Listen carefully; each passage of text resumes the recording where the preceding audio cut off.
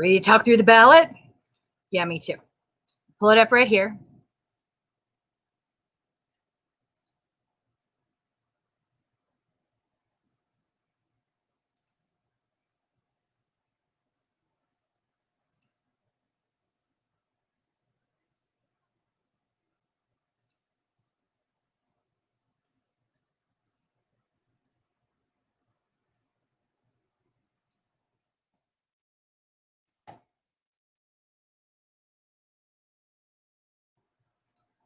Okay, they have not started this event yet, so bear with me while we wait for them to go.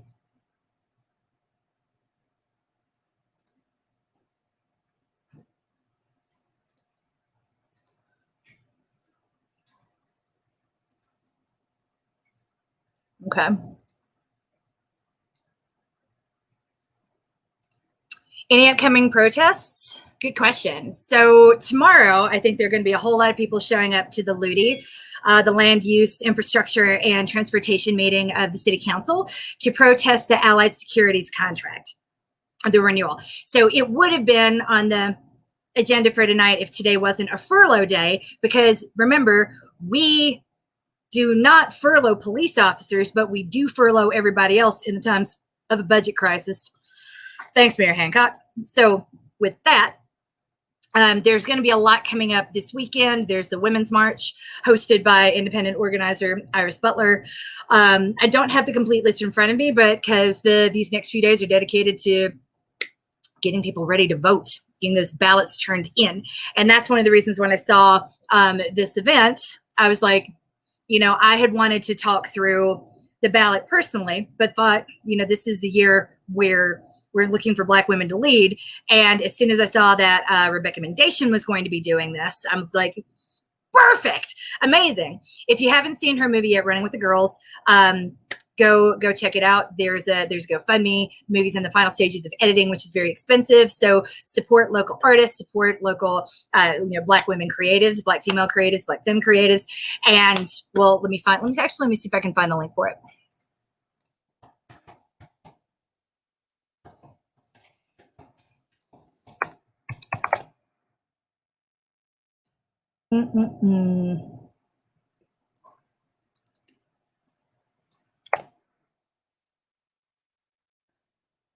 Is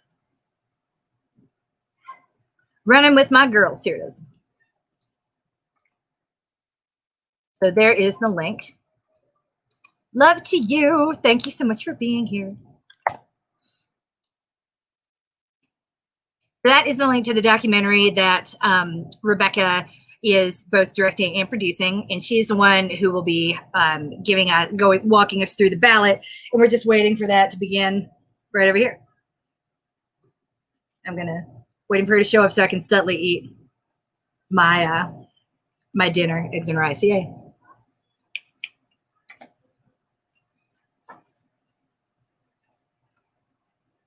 My dinner, which is actually my lunch, which is also my breakfast, because it's been one of those days. Did y'all know we had a 5-day weekend at DPS? I had a 5-day weekend. What is that? OMG. So my kids are home all day today. They're going to be home all day tomorrow. And I love them, don't get me wrong. But it's just like, wait, what? We did not get 5-day weekends. That wasn't a thing. I mean, we got first day of deer hunting season was a holiday. But I don't think they do that here. Yeah, no city council tonight, but there is city council meeting tomorrow afternoon at 5:30. Hit or miss whether I'll be able to stream that. I'm leaning towards, depends on how LUTI goes and if there's anything interesting there. I do have a job and children, and I love making time for this, but these days like this are kind of, I want to say inconvenient. They move things around. We're not always necessarily able to pivot with them, which I think is part of the reason why they do it. SOBs.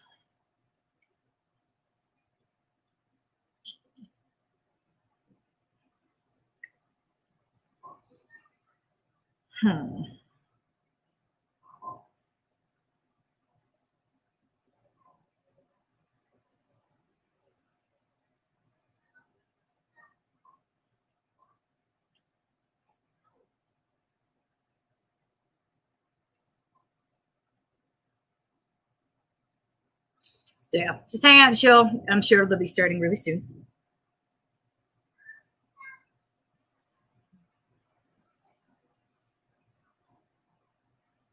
Here it is. Oh, shoot.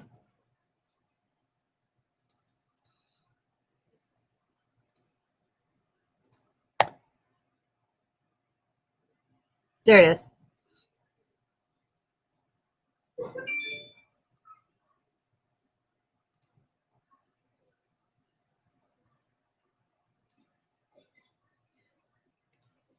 It's like classic. Oh my gosh, I have to jump in. I would totally be able to teleport. Okay. Wait, did you ever watch Charmed? Yes! I did. I love that show. I want to be able to orb, but like that's it. Okay, sorry.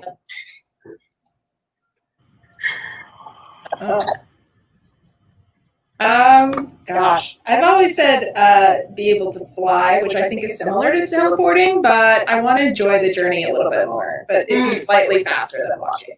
Ooh, Yeah. I'm judgmental of your guys' choices. Anyway, carry on. Yeah, I'm with you, Janice, actually. I was gonna say the same thing, and for the same reason. I want the views. I want to like take my time and be like out in the middle of nowhere, go see the sights just by myself. Uh-oh. There goes Janice. Wait, what happens if the producer drops? Is the show over? No, we'll keep going. But We're just gonna keep going. So I want to know if there's any comments because I can't see them because I'm on my cellular telephone. not so far, but yeah, if you have any comments or questions, drop them in the chat, and we will. What? But if your internet's working. If your internet is working, right? So yeah, go ahead and drop any comments, questions, anything into the chat, and we are going to go through them and work on answering as many as we can. But so in 2018, Kira and I organized a event very similar to this, where we got people together and helped answer questions about the Blue Book, about what was on the ballot. Very similar. It was a huge ballot, and there was a lot to get through. So we decided we wanted to do that again and help as many people as we could. And with the pandemic going on, obviously we have to do that virtually now rather than in person. So I'm going to drop kind of behind the scenes and let you guys move forward. And we also have one other guest that's going to come on that will be our kind of stand-in for the average voter, that we're going to help her walk through her ballot and answer some questions. And then hopefully that also helps you with the majority of what you might be dealing with on your ballot as well. So. Okay. That sounds fantastic. Kira, wait, did you say what your talent was? I mean, what your superpower was going to be? Yeah, I said the same thing as Janice. I want to fly for the same reason. Okay. So the trip, you know. I was like judging that a little bit only because I was thinking, oh, like flying and teleporting are not the same because you're flying. I'm thinking like bugs in your teeth and like, you know what I mean? Like I feel like flying looks cool, but like I want to really think about it. Like I mean, you can really get a helmet, you know. Like Magneto or like yeah, totally. I could rock that. yeah. I think you have to have like a specific helmet that matches your superpower. But I mean, realistically, even with teleporting, like you could kind of fly sort of. You could like teleport yourself really high up and then like fly towards the ground for a while. Yeah. Like I think it's a bulletproof power. I stand by it. I like it. All right, you guys. I want to make sure that we let people know that this is it's nonpartisan. So when we're talking about this stuff, it's not for any party, but I feel like that is, again, ridiculous because I'm Rebecca and it's like, come on now. I'm very partisan, okay? But you guys can like be like, okay, anyway. So that. We'll try to keep it really fact-based. The other thing was that if you are watching this right now, grab your ballot, and then if you have any questions, right? I feel like that's sort of our, right? I'm sorry, looking at this sheet, I got really flustered by what happened, and then like, with everything going on, and then I'm in this room, and then my husband's trying to relax and have dinner, and I'm in here already, and I don't want to move my phone, so then I'm like, oh. I'll drop the signal because my signal's always bad in my house. Okay. It's because you live in the middle of an abandoned airport. Yeah, that I feel like it's killing us. Also, yes, I think there's Yeah, hashtag bad water quality. We'll talk about that on a different show. All right. Well, anyway. All right, let's get going. So I personally, I'm a huge fan of like audience participation, but that's fine. All right, Jared, you're going first. I am? Shit, what am I talking about? You were talking about our first topic. Oh, yeah. I feel like we need to start over or something. I feel very confused when I can't see Denise and when I don't have my thing. So should we have our ballot? I think confused is the vibe we're going for. Because that's how I felt when I opened my ballot this year. Yeah. So, super quick. Do you have yours handy? I saw Denise with hers. Do you have yours? Can you put it in the screen? I do have mine, but I can't find it. Oh, see, it's a good thing we're doing this then. Yeah, I have to like dig in here. And then, like, let's see. All right, so this local ballot issues. All right. Sorry, I don't know if you can hear me. Yeah, it's not cool. I can hear you. This is like the cue when you go to the movies and they're like, put on your 3D glasses now. So everyone who's watching, grab your ballots now. Oh my god, look at this thing. Have you ever seen like such a big ballot? You're like, yeah. No, hefty. Ridiculous. Yeah, I pulled mine out of the mailbox and it had weight to it. So, yeah, it's a big one. It's a big one. So we're talking about what is going to be on here, right?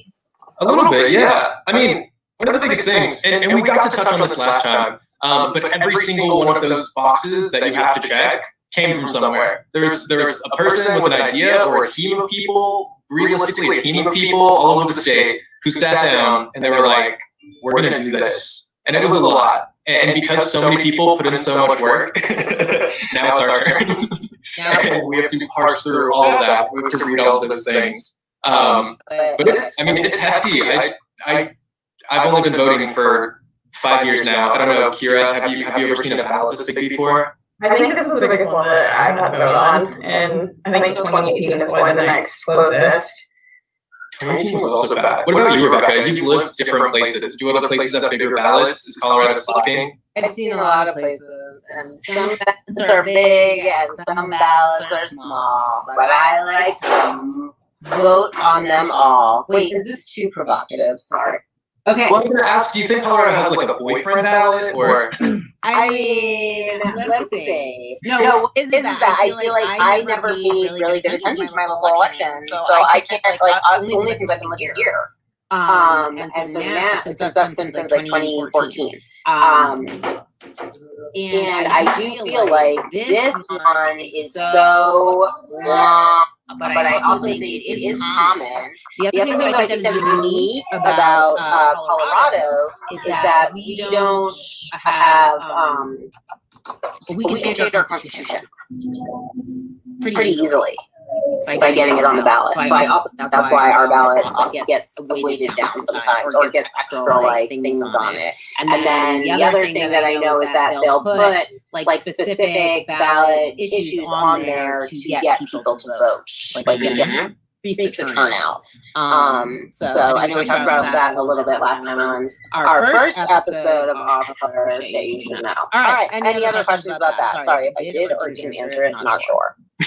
No, that was super solid. I mean, you touched on a really good point, right? So there are a lot of different reasons that stuff goes on the ballot. I mean, of course, everything goes to the ballot because they're looking for voters to adopt or reject a new law or something. But yeah, like ballot amendments, the fact that we get to do that is kind of crazy. And it happens pretty much every time there's an election. Somebody somewhere really wants us to change the Constitution in just such a way, so it's really hard for lawmakers to go against that. So that's always kind of intense. But even beyond just ballot amendments, there's a lot of things to address and to question when we're going over this process. When we're seeing these campaigns, and there's ads, on the opposition side or on the pro side, and they're saying, well, so-and-so is bringing in a lot of out-of-state money for this, right? Like people in California really want you to think away, but we're not California. So that's the question, right? Where does the money that is invested into an initiative come from? What does that mean for us as Coloradans?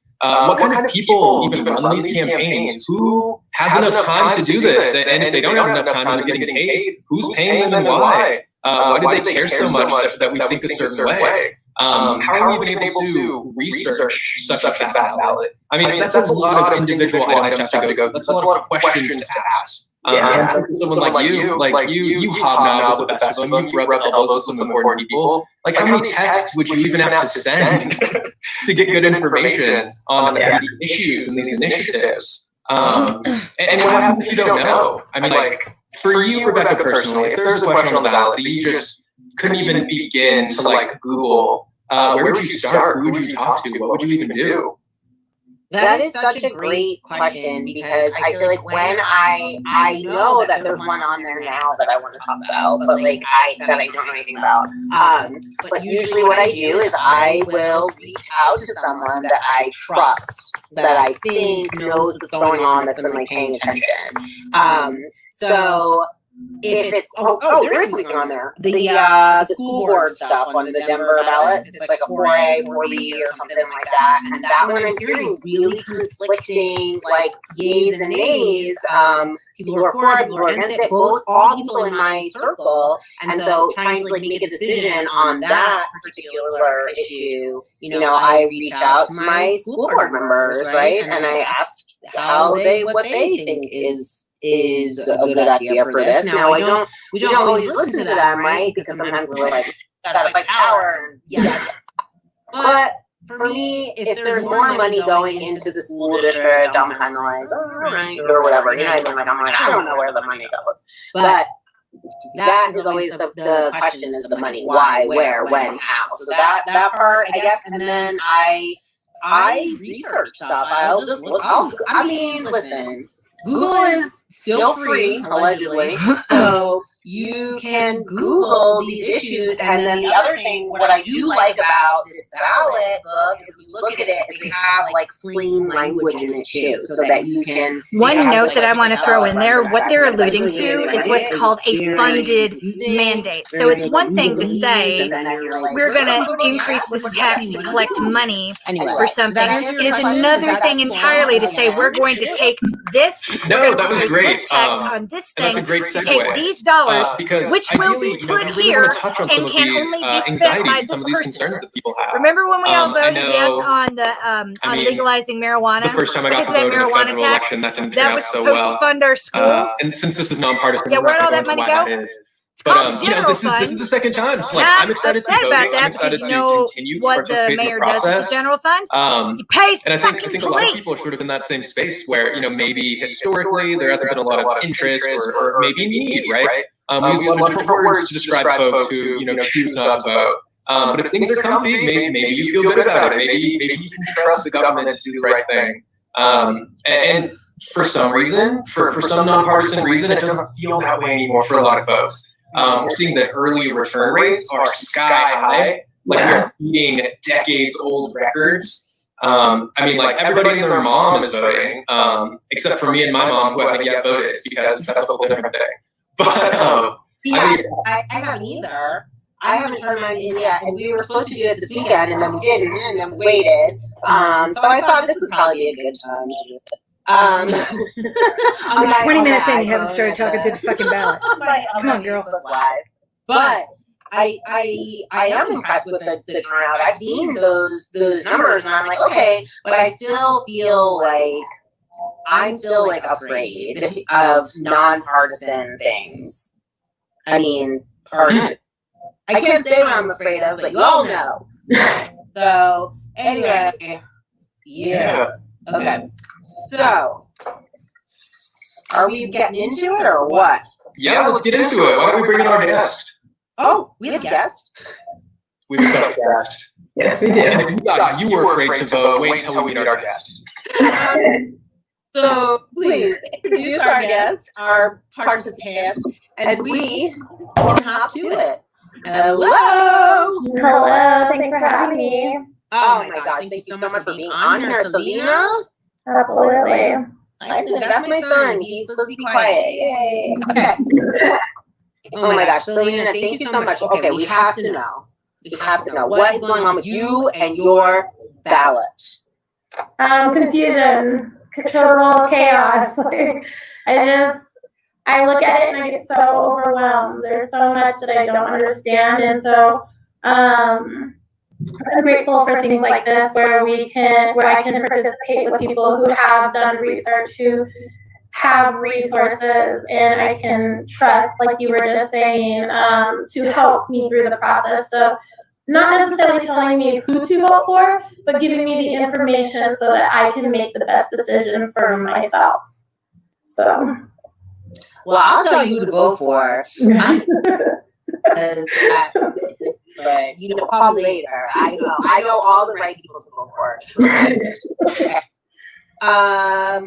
So what we're gonna I think we're gonna dive in. But one thing you said, sorry, Susanna, that I thought was interesting, or not interesting, but just like is because I noticed that one of our sponsors, Ho Tang, the proprietress of the establishment, said that this ballot made her feel dumb.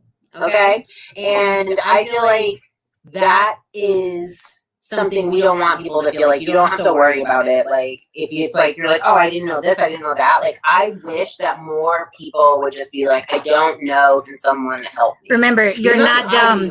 You're not even close to dumb. This is intentionally obtuse to deter you from voting. And I really appreciate you guys are making it feel so comfortable to ask for help, because in the world today it seems really hard to ask for help in certain circumstances. And so this is really nice. You guys want to get into it?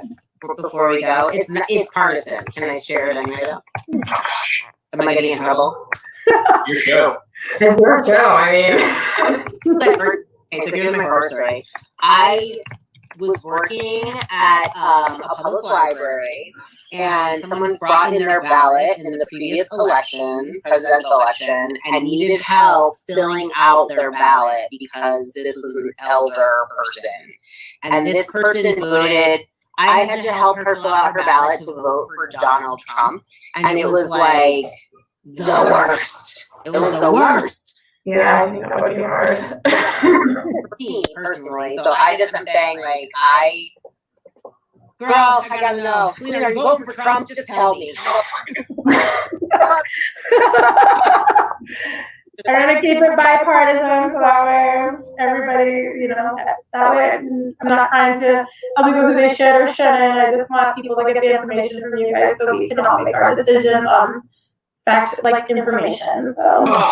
Preach. Yes, nonpartisan. You hear that, Rebecca? Nonpartisan. Yeah. I feel like everyone has the responsibility to vote, but their vote is their own. And again, information is key to making sure that you're voting in the best way for yourself. And so I don't feel it would be fair for me to just put it out there. That's not the conversation I feel like you guys were wanting to have. So. And with that said, let's talk about what information is out there. Because we ideally have gathered here today, virtually, in order to provide people with the tools that they need to really engage with this hefty ballot. To really sit down for a big bowl of ballot. However, in fact, probably none of the information that is currently floating around about these initiatives is particularly nonpartisan. And it's interesting understanding that so many of the basic issues that we deal with on a day-to-day basis, like whether or not you can afford rent, if your car works well enough, and if you can afford to get it fixed, if you have access to healthy and nutritious food, if your kids get to go to good schools, if you can even go to the park by your house because, is it nice or is it kind of awful and there are cops patrolling all the time? Patrolling? I mean, I guess if they're patrolling, you're going to get on parole. This idea, right? There's so many issues that we deal with on a day-to-day basis. That interpersonally, it's, kind of sucks. But then we talk about politics, and all of a sudden there's a color and an ideology assigned to how you feel about your ability to overcome adversity in your day-to-day life. And I think that we really have to sit down and ask ourselves, the forthcoming questions, but also a question about this idea around why do people give so much of a crap about what we vote for, and why is there so much money going into that? Why should there be millions and millions of dollars over little questions about 0.8% of our tax rate? And I hope that ideally, I mean, ideally things get different. I don't know. That's a little too broad for this. What I want to ask, though, in particular, is what is some of the information that we've been seeing about the current election, potentially if it's on a state level, about any of the ballot initiatives or ideas that we're voting on? That was a real question. I didn't do the right, voice inflection. But let's start with. I'm always curious to hear what sort of ads people are getting, because I think, with social media and how targeted it is to us as individuals, I always think it's very, very interesting to hear kind of where people are at, like politically, what they're seeing, what's being put into their feed. I'm all over the place personally. I get Republican ads, Democrat ads, I get pro-wolves, anti-wolves, pro-taxes, anti-taxes, but I also don't have cable, so I'm mostly on like YouTube and Netflix. So I don't see a lot of the other like TV ads that are coming through. And I have to agree with Kira. Like, I am very social media driven when it comes to my everyday life. I don't have TV because I'm on the go so much. And, for a while before I had watched that show, Social Dilemma, I didn't realize that people had different algorithms going through and people are seeing different things. And so I just felt like we were all seeing the same thing. And so all of us are getting all of the same information after, sitting down and processing, realizing that's not the case. And really had to sit back for a second and be like, what am I looking at? What am I getting? And that's when it kicked in, more research. If I'm not willing to research it, I don't need to engage in the conversation. Because literally, firing off on emotions right now is just not getting us anywhere. So. Yeah. I definitely get a lot of YouTube ads, mostly for Cory Gardner. Yeah, right now they're all paid for by the NRA for me, which is funny, but it's all horse right stuff that I'm looking at. See, I get tons of Cory Gardner as a conservationist ads. I haven't got anything for Hickenlooper, I haven't got anything for Biden. I see signs for the ballot initiatives, but every time I see a political ad on Facebook, I just scroll extra fast. I want the algorithm to know I'm not going to look at it. Yeah. John Hickenlooper. That's funny. I get John Hickenlooper, none of the Cory Gardner or anything like that. So yeah, it's swayable. I'm into this. What about you, Rebecca? What kind of ads are you getting right now? I get whatever progressive liberal nonsense I should be getting, according to the algorithm. I see a lot of Hickenlooper. I see a lot of vote no on 115. I see a lot of Biden, Kamala stuff, but I think that's about it. I can't. But you know what else is? Our cable is set to New York. But anyway, our cable is set to New York, and so we see the local ads there too. So which I think is also interesting to see. It's all the same stuff. I mean, I feel like most cities, as far as municipal. I'm not talking about the federal, the municipal things, but things that are on the ballot now. And then the other thing though, because we watch CNN, and I'll see ads, and I know that our cable is for New York, and there's tons of ads for Cory Gardner or for Hickenlooper. I've noticed too, and so I guess I never realized that those kinds I didn't know people are paying attention to who's the Senate seat in Colorado. You know what I mean? I didn't realize it was that. That there's ads all over the country about our race. Yeah, it's been watched nationally for basically the last 2 years. It's been a really close eye on how the race has been going. So we're one of a handful of Senate seats that they're just watching. Yeah, there's 6 potential toss-up seats. In Colorado, actually just got downgraded. So before we were really, really close. Yeah. And then I think Hickenlooper took the lead. They just started releasing new reports, and other states, big money states, like California and New York, they're no longer investing as much into that race. So they feel like they have it in the bag. Yeah. But that's also interesting. Yeah, that other states care so much about who we elect. You know why? So that's a whole other conversation. But they really put their foot in. I mean, they put for Colorado on the partisan side of Democrats. I mean, this is just facts, y'all. Is they looked at it and they were like, we want Hickenlooper. And so all of these like establishment Dems came in and endorsed him really early on. So like you can see that yeah, there was already like stakes in the game, right? Before that happened. So all right. Definitely. Well, I think this is a good transition into jumping into one of the ballot initiatives. I think one of the ones that we thought we could start with is the Wolf ballot initiative. I don't know if anybody's heard about it.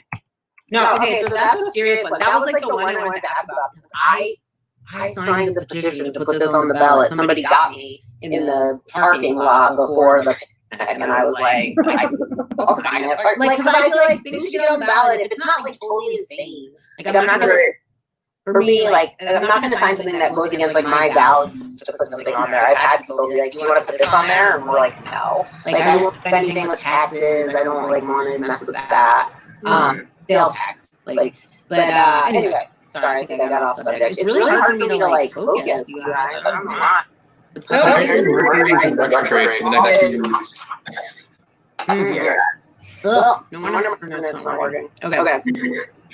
No, I think the common thing, like, I think a lot of people have heard about the Wolf initiative, but they don't really know what it is, what it does, anything like that. But I know that Denise has a pro-Wolf ad that we can start with. So we can watch that real quick and use that as a baseline where we can take the information we glean from that ad and kind of move forward with research.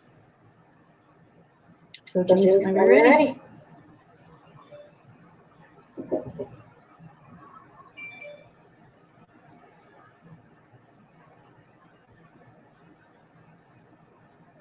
It's a wolf.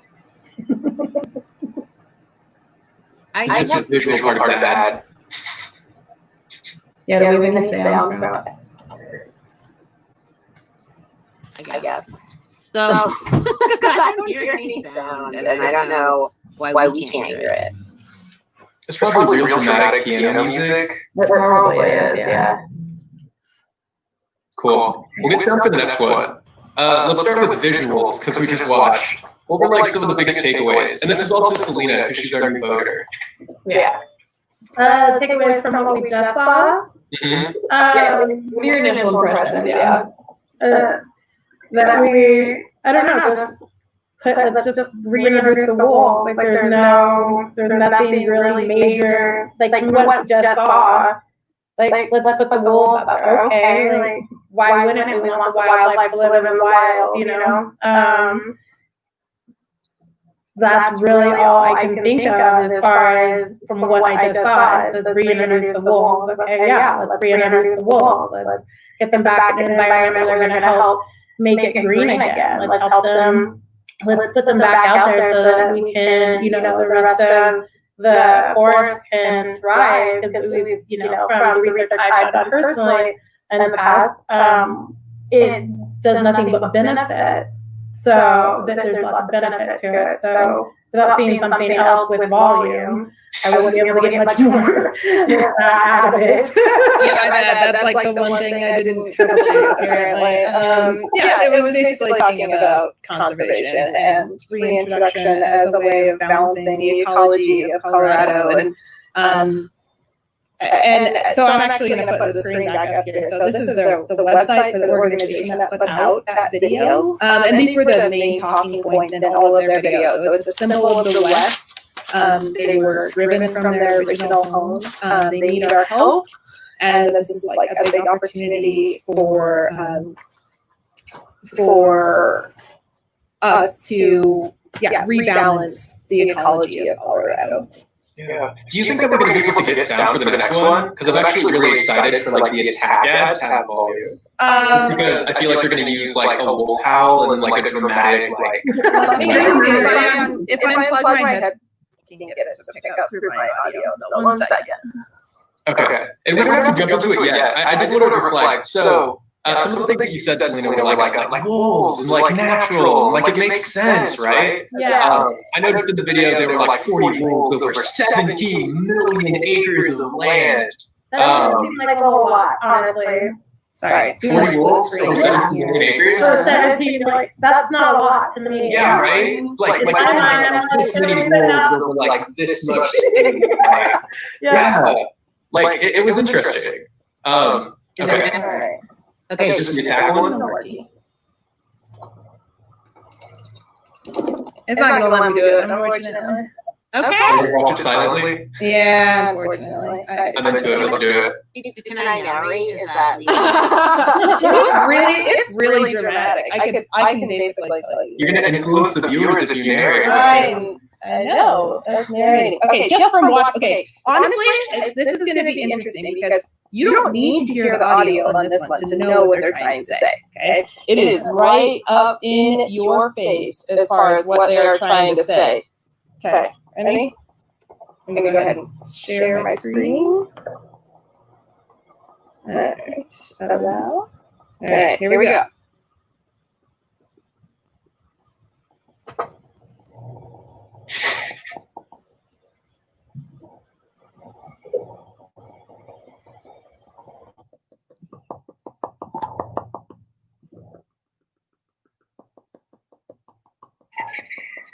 Oh gosh, yeah, their phone flags gonna get attacked, huh? I missed it. I was out. What happened? What I missed? Whoa. So basically, they're just saying that it's the wolves are a threat to humans who are invading their environment, basically. Like that's what that looks like to me. All of a sudden, it's fear-based. Everything is, you don't want the wolves because it's not going to be good because they're going to attack us on our morning runs and when we're out camping. Well, why aren't we thinking about how we're invading their space? Why are we worried about them invading ours? So See, you're okay. So you're tying this together because you. Okay, I get it.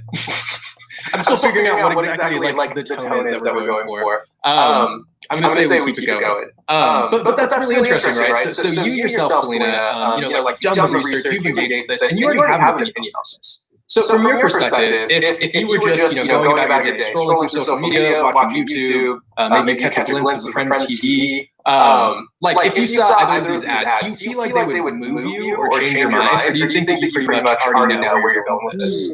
no, I pretty much know where I feel like where I'm going with this because at the end of the day, like humans, I think, have lost touch with the fact that we have invaded so much space that we don't think about the other part of it. Like the forest was here before we were, so the wolves were here before we were. We drove them out. Now we're trying to reintroduce them. That's like when people go to Estes or whatever, and they want to go take pictures with the elk, and then they want to get 5 feet away from them, and then they get mad when the elk attack them. Like, don't be dumb, like that. They live there. There's rules. There's a certain respect that we should have, and instead of us thinking about it from both sides, that second video is giving us a fear base to think about it from one side, and that's fear. And that's fear that I personally feel that we are creating for ourselves by not respecting the environment in which those wolves came from first. So. Yo, did you guys see that video with the cougar or whatever? It was like Yeah. Ooh. I mean, that's one of those things though where you watch that video and do you want him to be attacked? Absolutely not. Like that's not the point of it. But if he's gonna make the choice to go run out on those trails, knowing damn well that there's wildlife out there, then he has to know that that's a risk that he's taking. That's not the mountain lion's fault. He's just trying to protect himself. He's saying, stay away from me. He's not like, I'm gonna kill you right this instant, but get out of my way. And so we make choices, and I think that people forget that. I feel like you're not being bipartisan. I'm trying to be, but at the same time, it's just like our special guest doesn't have to be bipartisan. It's true. So I'm just going to be forthright with it. I work like politically in conservation, so I was super excited that we got to talk about this topic. And even just starting with the ads, I think it's really interesting because when we're evaluating like the imagery, right, just the imagery at Janice. For the pro-wolf ad, we're seeing like these wide open landscapes. We're seeing like wolves like out in nature. A, they look like dogs, and I love dogs. So like that was great. B, I love the outdoors. So like I'm super in favor of anything that's like supernatural and like conservation-y. And it really gives off this vibe, right? This like spaceship Earth, like we're just living in this like beautiful Eden. Versus when we're looking at the against ad, I mean, there was like a puddle of blood in the snow, and like family attacked by wild animals, showing a woman being stalked while she's on her run, which is like not only like you feel danger, but also like, I don't know, I've talked to enough women to know that like there's other reasons to not feel safe going on your morning run. And it's like they used a lot of like imagery to really touch on this idea that like wolves are scary. But then let's go back and let's ask the question. So when we're looking at these pro-wolf ads, who's funding those? And the people funding those are conservation organizations, right? Like one of the biggest proponents in the state for that initiative is the Sierra Club. So they're showing us these pictures of like nature and wolves and streams and the outdoors. Like they kind of mean it. They mostly mean it. They really mean it. I know the Sierra Club really means it. I don't know how partisan it is for me to say that. However, when we're looking at the anti, and they're posting it right, like blood in the snow, and like it's so scary. And then we ask ourselves, so who's funding that, right? Like maybe if we're assuming that like a pro-conservation group is like really for wolves and conservation, maybe the anti-wolf group is for as a run coach, I gotta say, maybe it's like I'm not worried about wolves on the run. Maybe it's like local cities who want to make sure that they can keep their people safe. No one would give a shit. But it's not. It's the my agricultural rapist community. is a white man, can't shoot him because I can't prove. Really don't like the idea of having wolves. Because I think in the past 30 years, like 4 people have been attacked by wolves in Colorado. Second, but we lose anything a lot I of do to cows defend to myself them. is going to be an assault charge. So that means something to a because lot of women aren't people. allowed to defend ourselves. And I'm wondering, I guess from your perspective as a new voter, So, what if it instead I'm also of worried like about blood in the homeless snow people and like being scared housed, which people are all with over their the place, families, sleeping what wherever would they the ad can, have meant to and wherever you they if can they find a showed like sleep a is cow getting usually attacked by a wolf? And like a poor a place where I rancher can trying to run. file his taxes and knowing that like he wasn't going to be able to There's eat that. that loss. Well, he could eat it, maybe. Like, I mean, financially. We're gonna be eating that loss. Again, I don't want to say I want to feel differently, but at the same time, like for every action, there's consequence of some sort. And like we have cows, we kill them, we eat them. Like you have to live out in the farmland. There's gonna be coyotes, there's gonna be wolves. Like you can't protect everything all the time. You lock your doors at night, but some way, somehow, a burglar could still come in. Like it's just a risk that you take. And so I think that the people who are going to be affected by these wolves should be a part of the plan to bring them back and be reintroduced. And if they can all come together and come to a middle ground of saying like, okay, we're going to reintroduce these. This is what we can do for you if there's loss. You know, this is what our plan B is if we start seeing that loss in the ranch. Is like, okay, I understand that. And then I feel like that, you know, that's what's important is the people who are affected by the wolves coming back are the ones who are part of the plan. You know, like someone who lives in Minnesota, I'm sure they want to be a part of the plan. If they're not affected by it, then I want them to be, you know, I want them to know about the conversation, but the people who are affected are the ones who should be part of that conversation. That's what they need.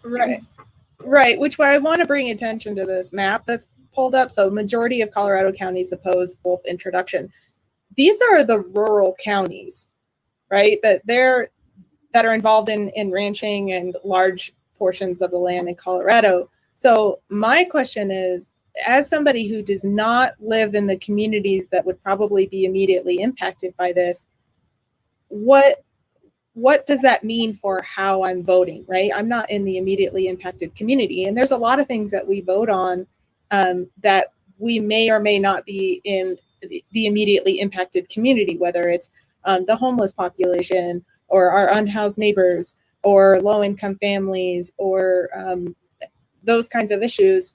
Also, like I don't live in rural communities. I don't own cattle. This doesn't affect me. So should I just not vote on it? Or should I listen to my friends that are ranchers and farmers? Like, how does that influence the information I should be looking for? That's deep.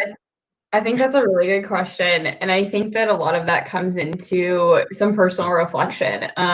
You make a really good point that a lot of the things that we vote on, especially if you do come from a place of privilege in a lot of areas of your life, that voting on certain things, they're not going to affect you, your daily life, but they might affect somebody you know, that might affect you down the road. You never know, like your position in life might change.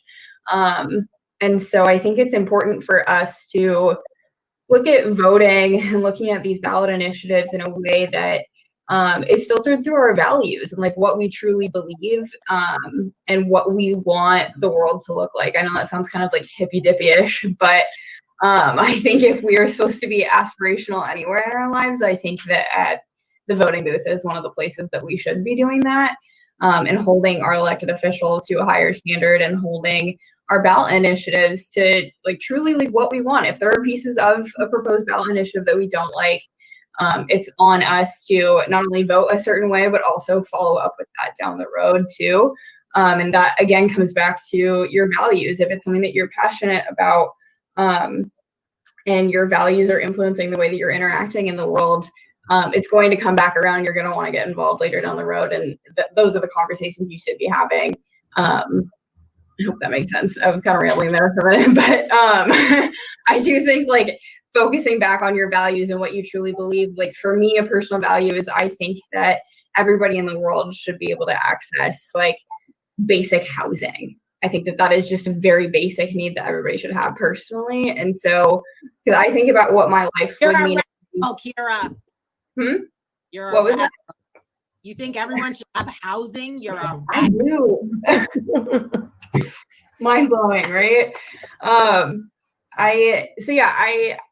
That's a value that I believe in, and I think it comes into more than just homelessness questions, right? I think that when we're talking about housing, we can be talking about feminist issues, we can be talking about LGBTQ issues. A lot of things sort of overlap in different ways that all tie back to our values and how we want to interact in the world. And it's a matter of kind of finding that. And I think that people know what their values are, perhaps without verbalizing them.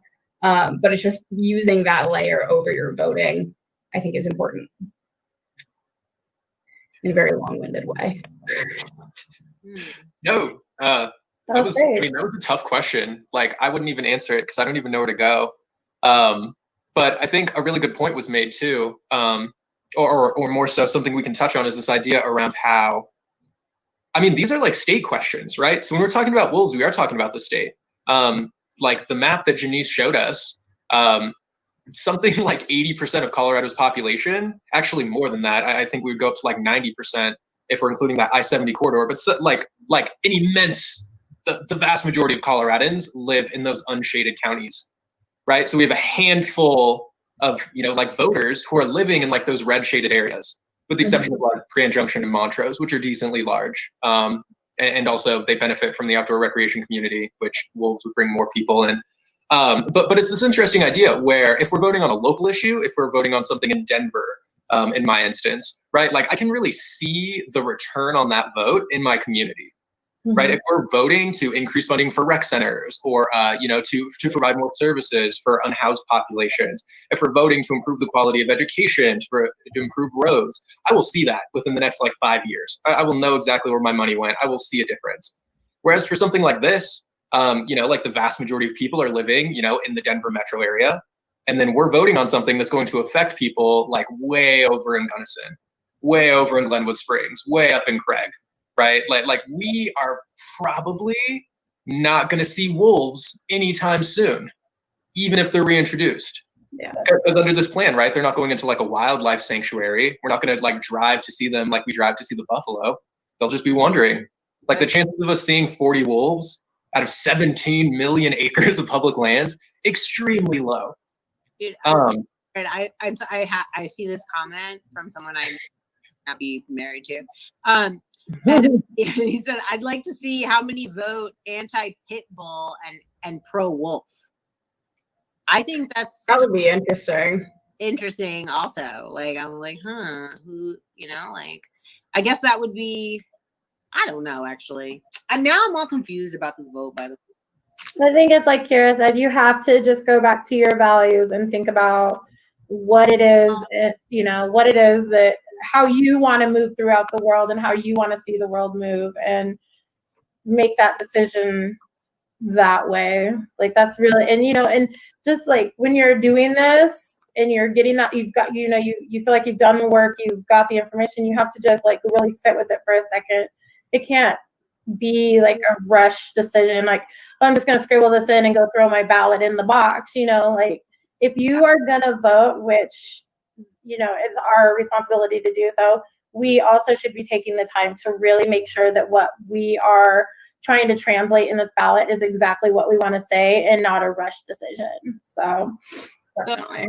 And I like that. And I forgot one thing I would add, Jared, to your question earlier, if I don't know how to vote on something, another way to do it, if you don't feel like you have time, you can pick a trusted organization, i.e. like if I'm supporting the Sierra Club and they're supporting this or, funding this, then I know that aligns with me, right? So I'm going to go ahead and vote how they want me to vote. Right.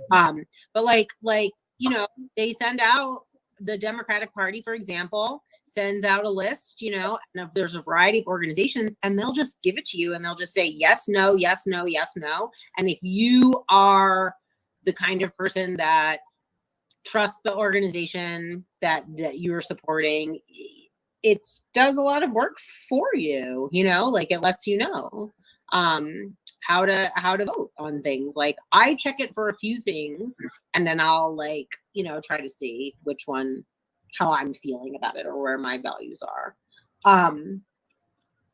Definitely. And I always think it's a really good idea to compare what I think my preferences are going to be with the different trusted organizations too. So I'll pull up like 4 or 5 different voter guides and compare them and see where these trusted organizations are differing on the same issues.